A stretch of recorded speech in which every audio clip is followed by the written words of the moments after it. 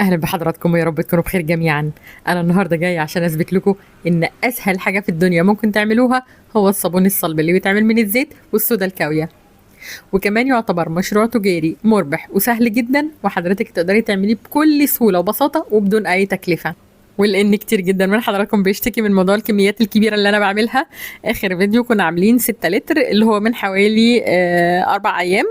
فالنهارده ان شاء الله هنشتغل على 2 لتر بس من الزيت، وهيعملوا لنا حوالي 21 او 22 قطعه من الصابون الصلب.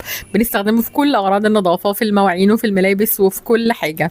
لو اول مره بتشوفوني، انا اميره شعراوي ودي قناه ميرو شعراوي. طيب انا زي ما قلت لحضراتكم هنشتغل على 2 لتر من الزيت، ودايما متفقين ان القاعده بتاعتنا ثابته، كل لتر من الزيت بياخد من 300 ل 500 جرام من السوائل، وكمان بياخد 150 جرام من الصودا الكاوية. لو حضرتك حابة تحطي 160 جرام تمام. ال 150 او ال 160 جرام دول بما يعادل حوالي 8 معالق ونص، اللي هي معلقة الاكل عشان الناس اللي ما عندهاش ميزان. طيب تاني، كل لتر من الزيت بياخد من 150 ل 160 جرام من الصودا الكاوية، مدوبينهم في 300 جرام سوائل، 400 جرام سوائل، 500 جرام سوائل، مفيش اي مشكلة خالص. يعني لحد نص كمية الزيت مية انا تمام. اقدر بقى ان انا اخد نص كمية السوائل مية ادوب فيها الصودا الكاوية، والنص التاني كلوركس الوان، برسيل جل، صابون سائل، يعني على حسب المتوفر عند حضرتك. اول حاجه بتعمليها بمنتهى السهوله والبساطه، بتجيبي كده الميزان، لان على فكره مش كل الكوبايات واحده. يعني انا ممكن اقول لك استخدمي الكوبايه دي او المج ده وما يكونش متوفر عند حضرتك، فعلشان ما نتلخبطش انا دلوقتي هحطهم على الميزان. طب انا ما عنديش ميزان، ما فيش حد فينا ما عندوش ازازه الميه اللي هي بتبقى اللي هي ال 500 جرام او اللتر ونص، فتقدري ان انت توزني بيها او تعايري بيها علشان بس يبقى المقدار بتاعك صحيح او سليم. لان في ناس بتقول 8 كوبايات وفي ناس بتقول 5 كوبايات، فخليكي في الحاجات الثابته اللي هي احجامها او اوزانها بتكون ثابته. طيب انا دلوقتي اخدت 2 لتر من الزيت المستعمل وصفيته، وهنزل بكوبايه من الكلور. الكلور ده يا جماعه اللي هو بيكون خام، احنا عاملينه مع بعض في القناه قبل كده مره واثنين وثلاثه. ما عندكيش الكلور الخام استخدمي الكلور العادي. بس انا الحقيقه الصابونه دي تحديدا عاملاها علشان الشرابات البيضه، الشرابات بالذات بتتعبني جدا، فقبل ما احطها في الغساله بغسلها كويس بالصابونه دي. انا دلوقتي حطيت معلقتين كبار من الملح، وكلنا عارفين ان الملح بيدي صلابه للصابونه، وكمان بيأخر عمليه التصبن، وكمان بيطهر الزيت بتاعي. الملح يا جماعه يعتبر منظف حلو جدا جدا.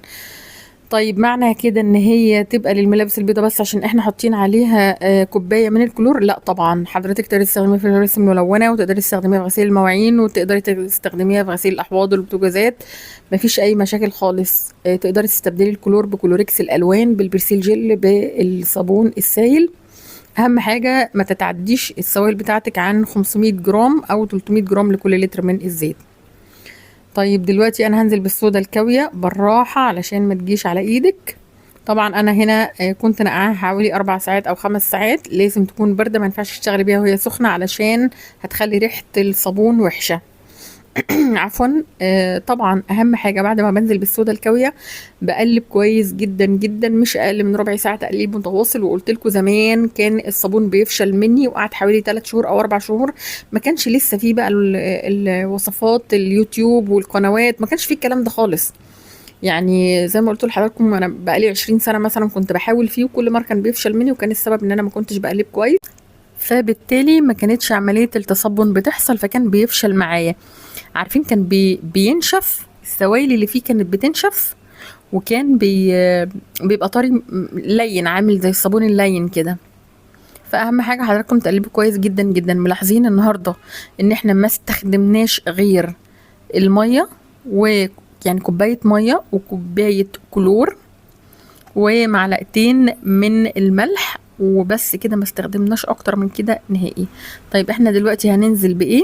هننزل بمعلقتين كبار من بيكربونات الصوديوم او صودا الخبز، تقدري تستبدليهم. على فكره بيكربونات الصوديوم الدول العربيه بتقول عليها صودا الخبز، وهي منظف ومطهر قوي جدا، وبيقضي على بتقضي على الروائح الكريهه. بنستخدمها كمان في اللي هي بتاعه الطعميه والعرق سوس اللي مش عارفينها يعني. تقدري تستبدليها بالزهره البيضاء، تقدري تستبدليها بدنكار، عايزه تحطي التلاته حطي، بس انا بوريكم ان اسهل حاجه في الدنيا ان احنا نعمل الصابون الصلب، ما هو الا زيت، صودا كاويه، ميه علشان نقلب فيها الصودا الكاويه او ندوب فيها الصودا الكاويه وبس. بيكربونات الصوديوم بقى، الكلور، الملح، السكر، كل دي اضافات. احنا ما حطيناش سكر على فكره.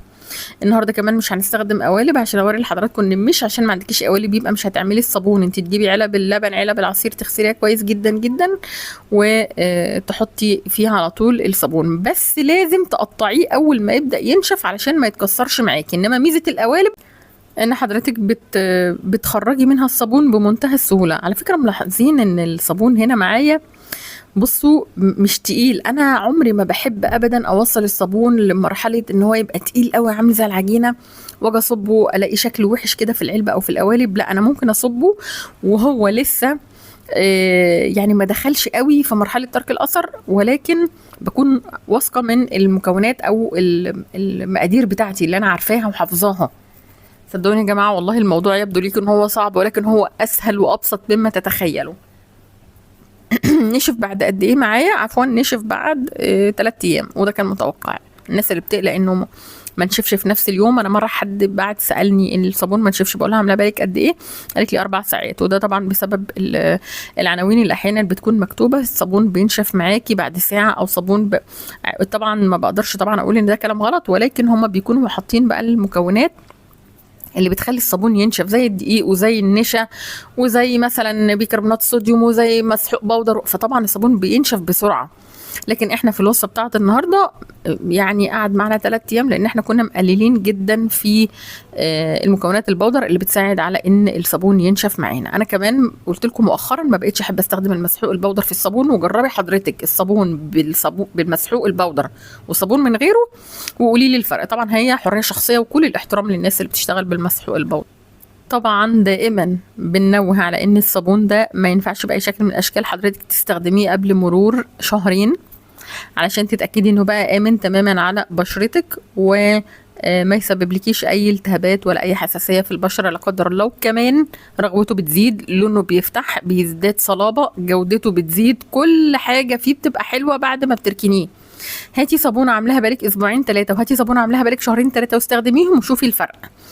انا بس عايزه اوري لحضراتكم الرغوه بتاعته عامله ازاي، وعايزه اوريكم الصلابه بتاعته عامله ازاي. ومش معنى ان انا حاطه كلور زي ما قلت لكم ان هو للغسيل الابيض بس، لا ده ينفع تستخدميه في المواعين وفي الملابس الملونه وفي كل حاجه.